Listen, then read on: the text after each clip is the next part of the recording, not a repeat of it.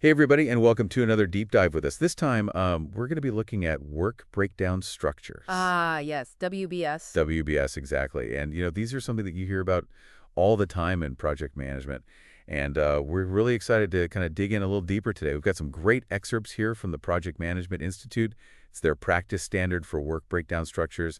We're going to be pulling some stuff out of there. Sounds good. And hopefully by the end, you'll have a better idea of what these things are and why they matter, and maybe even be a little fascinated. Because I think there's actually more to them than meets the eye. Yeah, they're pretty fascinating, I think, especially when you think about how much they really lay the groundwork for the rest of your project plan. Okay, so before we get ahead of ourselves, let's just make sure we're all on the same page here.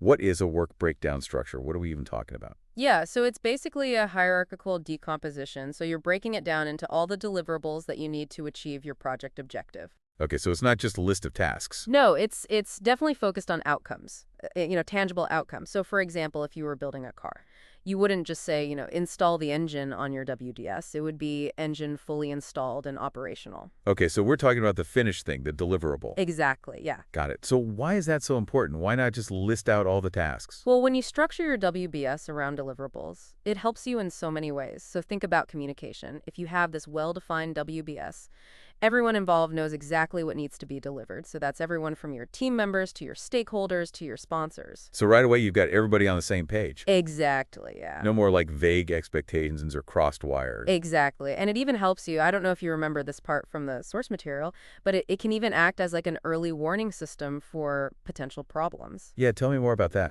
So they talked about, identifying immigration tasks separately within the WBS. And so by, calling those out, it helps you spot potential issues before they become major roadblocks. So for example, if you're building a website and your WBS has, separate deliverables for, front-end development, back-end development, and database integration, if one of those areas starts falling behind schedule, your WBS is going to flag that early on because those integration tasks are going to be impacted. Ah, so it's like a built-in risk radar. Yeah, exactly. That's pretty cool. It is, and there's more. It also helps with, your reporting and your change control, your resource allocation. It's really the foundation of a solid project plan. Right. You've convinced me I need one of these things. But how do you create one? Well, there are some key steps, and they're outlined in the source material pretty well. So you start with identifying that ultimate goal, right? That final deliverable that represents, project success. And then you break that big goal down into its major components. So the main deliverables needed to achieve it. And then you just keep breaking those down further and further until you reach a level of detail that's manageable. And it provides enough information to effectively plan and execute the work. So it's kind of like a map, right? Where you start with that big picture and then you zoom in and in to see all the detail. Yeah, that's a great analogy. Okay, cool. And just like a map, a WBS, it needs to be flexible, right? It's not set in stone. So as your project progresses and you gather more information, you might need to adjust that level of detail. You might even add new branches to the WBS. They talked about, rolling wave planning, which basically means that you develop the WBS in stages and get more details as you get closer to executing certain parts of the project. That makes sense, especially for these really big projects with tons of moving parts. Yeah, exactly. Okay, cool. Can we talk about some real-world examples? Because you mentioned there were some in the source material. I'd love to hear about those. Absolutely. Yeah, so there are some great examples that really showcase, the versatility of a WBS. You remember the one about the offshore production platform? Yeah, that one sounded pretty intense. Yeah, it was a big project, and their WBS was fascinating. So, they broke it down into these major phases like detailed engineering, procurement, fabrication, transportation, and installation. But what was really insightful was how they aligned their WBS structure with their contracting strategy. So each of those phases was essentially a separate contract, and the WBS clearly outlined, the deliverables for each contractor. So it was like a blueprint for not only building the platform, but also managing the entire project from a contractual perspective. Exactly. That's really neat. Yeah, it was a perfect example of how, a well-designed WBS can go beyond just defining the work. It can actually drive, key project decisions. Wow, that's impressive. Definitely seeing how this is a lot more than just a to-do list. Yeah, it can make or break a project. Okay, so this is all making me rethink how I approach planning in general. But before we get into the actual, creating a WBS, are there common pitfalls ways to mess it up? Oh, yeah, there are definitely some traps that people fall into. Okay, good, because I want to know about those. Yeah, for sure. So one of the biggest mistakes is getting bogged down in too much detail too early. You remember, the goal is to break the work down into manageable chunks, not to create this like encyclopedia of every tiny task. Yeah, I can see how that would be tempting, especially, for detail-oriented people. It is, and it can lead to like analysis paralysis, where you spend so much time perfecting the WBS that you never actually start the work. And they emphasize this in the source material, finding that right level of detail, enough to plan effectively, but not so much that it becomes overwhelming. And actually, they have a pretty helpful checklist for that. Oh yeah, I remember seeing that. It's in section 4.6.2, determining appropriate WBS level of detail. That's the one. And it asks, questions like, do you need greater accuracy in your cost or duration estimates? Or are there multiple people responsible for a particular element? And if the answer is yes to those kinds of questions, it's probably a sign that you need to break things down further. Okay, so it's all about finding that sweet spot between, too much detail and not enough. Exactly. What other, like, WBS blunders should we watch out for? Another common trap is structuring the WBS based on the organization's like departments or processes instead of focusing on those deliverables. Okay, why is that a problem? So imagine you're developing like a new software application. If your WBS follows the company's departmental structure, you might have branches for marketing, development, and testing, but that doesn't really tell you what's being delivered. A deliverable-focused WBS would have branches for things like, completed marketing plan, functional software prototype, and comprehensive test results. Ah, so it's about what's being produced. Ex- Not necessarily who's doing it or exactly, the yeah. internal structure. Yeah. So what happens if you create a WBS based on process then? You might end up with a WBS that looks like a flowchart instead of that hierarchy of deliverables. So for example, if you were planning a conference, a process-based WBS might have branches for things like venue selection, speaker invitations, and registration process. But again, that doesn't clearly show what's being delivered.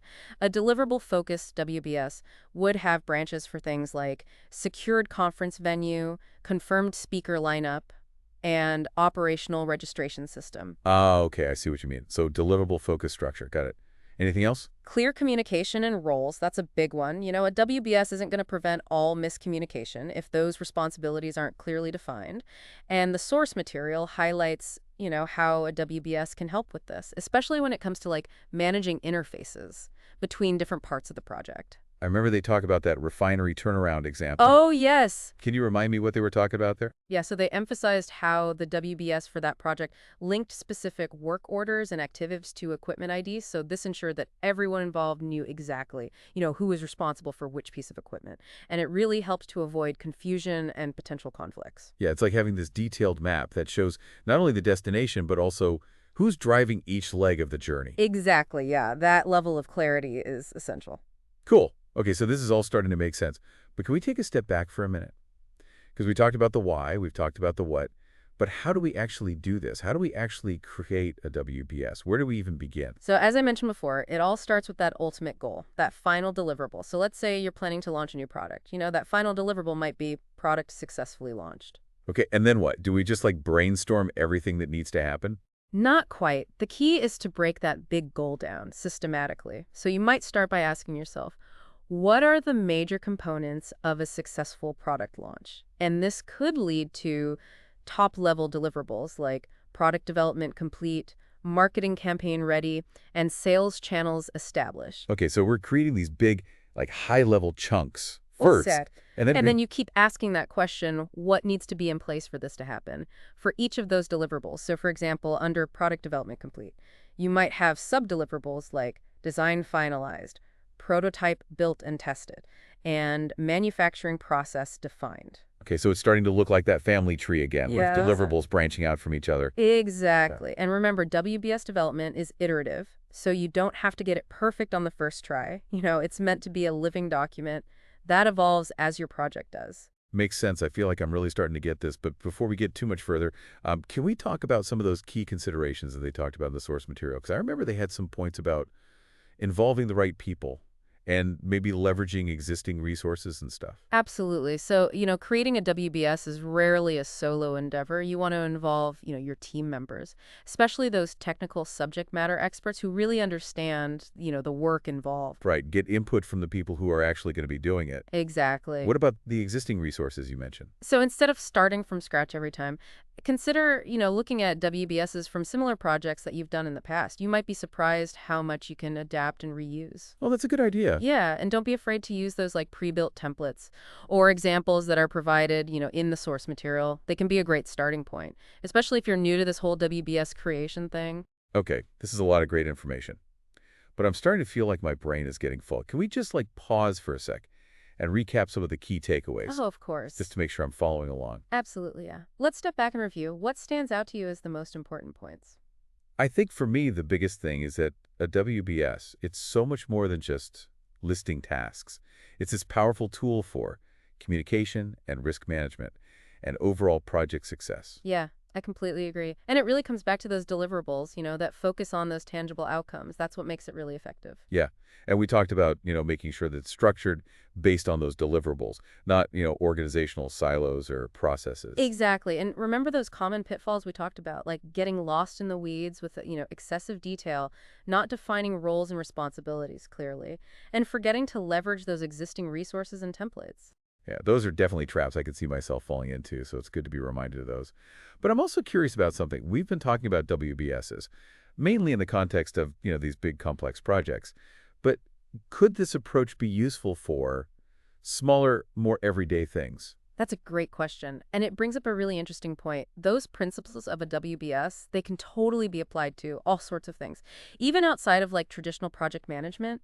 So think about planning a vacation. Oh, yeah, I like where you're going with this. So you could have like top level deliverables like flights booked, accommodations secured, itinerary finalized, budget established, and then you could break those down further. So under itinerary finalized, you might have sub deliverables like must see attractions identified, restaurant reservations made, transportation arranged. Yeah, you're right. It's the same approach, just smaller scale. Exactly. And the benefits are the same. You get that clear overview of everything that needs to happen. You can track your progress. You can spot potential issues early on. Hmm. I'm already thinking about how I could use this for writing a book or planning a big party. Exactly. The beauty of the WBS framework is that it's so adaptable, it's scalable. You can use it for anything that involves, breaking down a complex goal into smaller, more manageable pieces. I love that. This has been really insightful. I feel like I've got this whole new set of tools now for tackling, anything big or small. Any final words of wisdom before we wrap up? Just remember that a WBS, it's a tool, it's not a magic wand, it's most effective when it's used thoughtfully and collaboratively. So, don't be afraid to experiment, iterate, and adapt it to your own needs. Awesome. Well, thanks for joining us for another deep dive. I hope this is giving you all a new appreciation for the power of work breakdown structures. It's not just project management jargon. It's really a framework for success in all aspects of life. Absolutely. So go for it. Break down those goals into manageable deliverables. You might be surprised what you can achieve.